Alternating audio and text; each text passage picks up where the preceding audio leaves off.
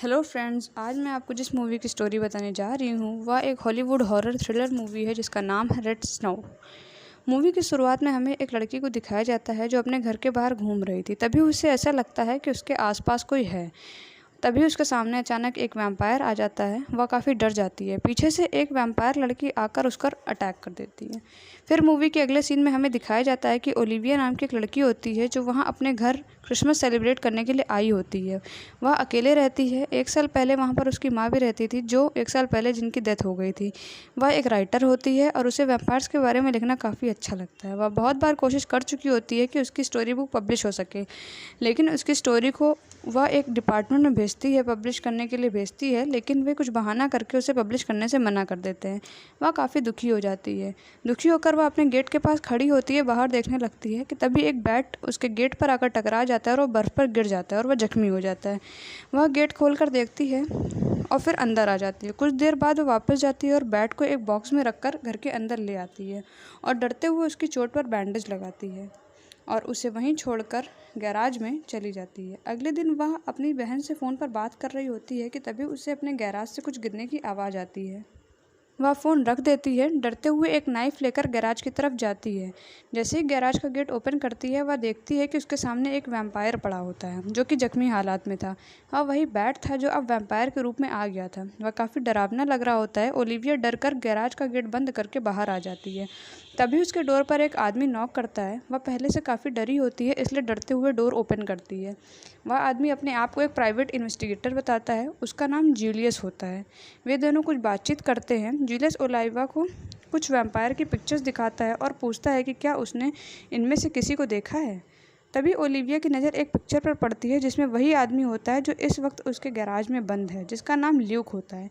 फिर भी ओलिविया मना कर देती है कि उसने किसी को नहीं देखा। तभी गैराज से कुछ गिरने की आवाज़ आती है। जूलियस पूछता है क्या यहाँ उनके अलावा भी कोई है।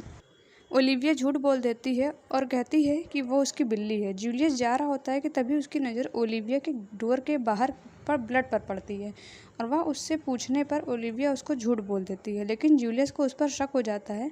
असल में जूलियस एक वैम्पायर हंटर होता है जो उसको मारने के लिए उन्हें ढूंढ रहा होता है। उधर ओलिविया अपने प्रोटेक्शन के लिए एक क्रॉस बो बनाती है। अगले सीन में हमें दिखाया जाता है कि ओलिविया अपनी माँ के कपड़े लेकर गैराज में जाती है और ल्यूक को पहनने के लिए देती है, लेकिन ल्यूक उससे ब्लड पीने के लिए मांग रहा होता है। ओलिविया एक शॉप पर जाकर कुछ सामान व ब्लड लेकर आती है। वो ब्लड लेकर ल्यूक के पास जाती है। ल्यूक ब्लड को पी लेता है और पूछता है यह खून किसका है। तो ओलिविया बताती है यह एक पिग का खून है। ल्यूक कहता है कि उसे इंसानी खून चाहिए, फ़िलहाल वो इसी से काम चला लेगा। अब ओलिविया उसे डर नहीं रही होती है। ल्यूक और ब्लड मांगता है। ओलिविया उसे शॉप से लाया हुआ सारा ब्लड दे देती है। अब ल्यूक खून पी करके लेट जाता है। ओलिविया वहाँ से चली जाती है और वह काफ़ी खुश होती है और वैम्पायर्स के रियल लाइफ के बारे में जानने के लिए काफ़ी एक्साइटेड होती है। कुछ देर बाद वह फिर से वापस आ जाती है। अब ल्यूक पहले से ज़्यादा अच्छा लग रहा होता है। अब ओलिविया उसके पास आकर बैठ जाती है। वो दोनों बातें करने लगते हैं। ओलिविया उससे वैम्पायर्स के बारे में पूछती है कि उनको कैसे मारा जा सकता है। तो ल्यूक बताता है कि क्रॉस बो से, होली वाटर से, ईटीसी, और यह भी बताता है कि उसके ऊपर जो अटैक हुआ था वो एक क्रॉस बो से हुआ था जो कि काफ़ी खतरनाक था। तभी हम देखते हैं कि बाकी 2 वैम्पायर्स भी ओलिविया के घर के बाहर पहुंच जाते हैं। ल्यूक को रियलाइज़ होता है कि घर के बाहर कोई है, तो वो ओलिविया पर शक करता है और पूछता है कि उसने उसे पकड़ने के लिए किसी को बुलाया है। ओलिविया बताती है कि जूलियस आया था, उसने बहुत कुछ पूछा मगर उसने कुछ भी नहीं बताया। ल्यूक उसे जाकर देखने के लिए कहता है। ओलिविया बाहर जाकर देखती है, उसे कोई नहीं दिखाई पड़ता। वह ल्यूक को आकर के बताती है। जब ल्यूक को उसकी बात पर भरोसा नहीं होता तो ओलिविया गैराज का गेट खोल देती है और कहती है कि अगर उसे भरोसा नहीं है तो वह जा सकता है। ल्यूक ओलिविया से सॉरी बोलता है और कहता है जब तक वह पूरी तरह ठीक नहीं हो जाता वह उसे वहीं रहने दे, और बताता है कि वह इंसानों को मारता नहीं है, केवल उनका खून पी लेता है। ओलिविया पूछती है कि वैम्पायर्स अगर इंसान को बाइट कर ले तो क्या सच में वे वैम्पायर में बदल जाते हैं। तो ल्यूक बताता है कि ऐसा वही वैम्पायर कर सकते हैं जो पैदा ही वैम्पायर के रूप में हुए हों, और वह ये भी बताता है कि कुछ लोगों का एक ग्रुप है जो उनको मारने के लिए पीछे पड़ा है और अब वे 3 ही बचे हैं। ओलिविया को उसकी बात पर भरोसा नहीं हो रहा था। वह सोने जा रही होती है कि ल्यूक उससे कहता है कि उसे रात गुजारने के लिए वह उसे कोई मैगज़ीन दे दे। ओलिविया अपनी स्टोरी बुक उसे दे देती है। ओलिविया अपने रूम में आ जाती है और एक लॉकेट को दरवाजे पर लटका देती है जिससे वो वहाँ आकर उस पर हमला ना कर सके। अगले सीन में हमें दिखाया जाता है कि ल्यूक ओलिविया के रूम का डोर खोलकर अंदर आ जाता है और ओलिविया को बाइट करने जा रहा होता है कि तभी ओलिविया की नींद खुल जाती है और यह एक बुरा सपना होता है। अगले दिन ओलिविया ल्यूक के लिए खून पीने के लिए ले जा रही होती है। जितने भी पैकेट्स होते हैं और ग्लास होते हैं वह उनको बाहर डस्टबिन में पैकेट में जा करके एक पैकेट में करके डस्टबिन में फेंक देती है। वहाँ जूलियस पहले से ही अपनी कार में बैठकर उसके ऊपर नज़र रख रहा होता है। ओलिविया के जाते ही वह डस्टबिन में आकर देखता है। खून के ग्लास को देखकर वह सब समझ जाता है और अपनी गाड़ी में आकर वैम्पायर्स को मारने का सामान निकालता है। उधर ओलिविया ल्यूक को खून देने जाती है तो देखती है कि उसने उसकी स्टोरी बुक नहीं पढ़ी है। वह बाहर आकर ब्रेकफास्ट बनाने लगती है कि तभी गेट पर कोई आहट होती है। वह जाकर देखती है तो जूलियस उस पर अटैक कर देता है और उसे वैम्पायर के पास ले जाने के लिए कहता है। दोनों गैराज पहुंच जाते हैं। वहां पहुंचकर जूलियस ल्यूक पर अटैक करता है कि तभी ओलिविया पीछे से जूलियस पर अटैक कर देती है और ल्यूक इतने में ही जूलियस को अटैक कर उसका खून पीने लगता है। यह देखकर ओलिविया डर जाती है और वहाँ से बाहर चली जाती है। ल्यूक उसे समझाने की कोशिश करता है और फिर उसकी स्टोरी बुक पढ़ता है और अंदर से ही उसकी स्टोरी बुक में क्या क्या चेंजेस करने चाहिए उसको ये बताता है। ओलिविया ल्यूक को बाहर ले आती है। ल्यूक उसको उन चेंजेस के बारे में बताता है।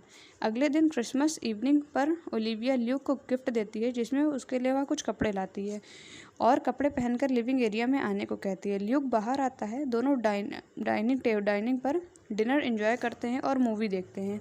ओलिविया को वहीं नींद आने लग जाती है। ल्यूक ओलिविया को देखता है और उसके अंदर का वैम्पायर जगने लगता है। वह खुद पर किसी तरह काबू पाता है। ओलिविया अपने रूम में सोने चली जाती है। ल्यूक घर के बाहर आता है। वहाँ उसके साथी ब्रॉक और जैकी पहले से मौजूद होते हैं। ल्यूक उन्हें बताता है कि उसने ओलिविया की मदद से जूलियस को मार दिया है। जैकी उससे जूलियस की बॉडी दिखाने के लिए कहती है। जैकी और ब्रॉक बहाने से घर में घुसकर ओलिविया के रूम की तरफ भागते हैं। जैकी उसके रूम की तरफ भागती है और उसको मारकर उसका खून पीने के लिए जा रही होती है। ब्रॉक ल्यूक को पकड़ लेता है जिससे वह जैकी को रोक ना पाए। ओलिविया खुद को जैकी से किसी तरह बचाकर नीचे आ जाती है। ल्यूक जैकी से कहता है कि वो ओलिविया को जाने दे। जैकी ओलिविया को भागने का एक मौका देती है। ओलिविया भागकर जूलियस की कार में बैठ जाती है और उस ग्रुप का कार्ड उसको जो मिलता है उससे नंबर निकालकर कॉल करती है और उसके सारी बातें बताती है। वो वैम्पायर को मारने के लिए किसी को भेजने के लिए कहती है तो वो उससे कहते हैं कि उसके पास जूलियस ही सबसे अच्छा वैम्पायर को मारने के लिए था।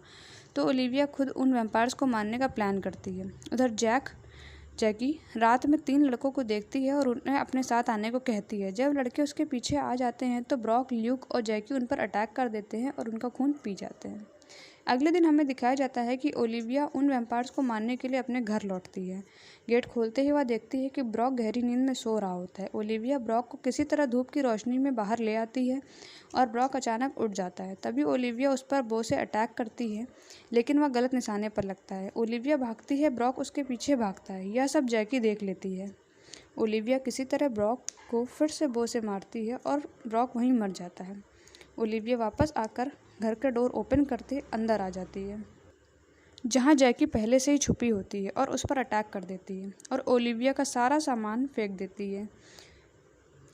ओलिविया अपने किचन की तरफ भागने की कोशिश कर रही होती है जहाँ पर उसने पहले से ही एक क्रॉस बो बनाकर रखा होता है लेकिन जैकी उसके पैर पर बाइट कर लेती है। तभी वहाँ ल्यूक आ जाता है और जैकी को ओलिविया को छोड़ने के लिए कहता है। जैकी ल्यूक पर अटैक कर देती है। इस चीज़ का फ़ायदा उठाकर ओलिविया किचन तक पहुँच जाती है और अपने क्रॉस बो को हाथ में ले लेती है। जैसे ही जैकी ओलिविया पर अटैक करने आती है ओलिविया जैकी पर क्रॉस बो से अटैक कर देती है। जैकी वहीं मर जाती है। अब ओलिविया ल्यूक के पास जाकर कुछ क्वेश्चन पूछती है। वह समझ जाती है कि ल्यूक ने किसी को मारकर उसका खून पिया है। तभी वह ल्यूक पर अटैक कर देती है। अगले सीन में हमें 10 महीने बाद की दिखाई जाती है जिसमें ओलिविया एक फेमस राइटर बन चुकी होती है। उसकी स्टोरी बुक पब्लिश हो चुकी होती है और काफ़ी फेमस भी होती है। वह अपने घर आती है जहां उसने ल्यूक को बंद कर रखा होता है और अब वह ल्यूक से अपनी बुक लिखवाती है। मूवी यहीं पर एंड हो जाती है। अगर आपको ये मूवी की स्टोरी पसंद आई हो तो चैनल को लाइक, शेयर और सब्सक्राइब ज़रूर करें।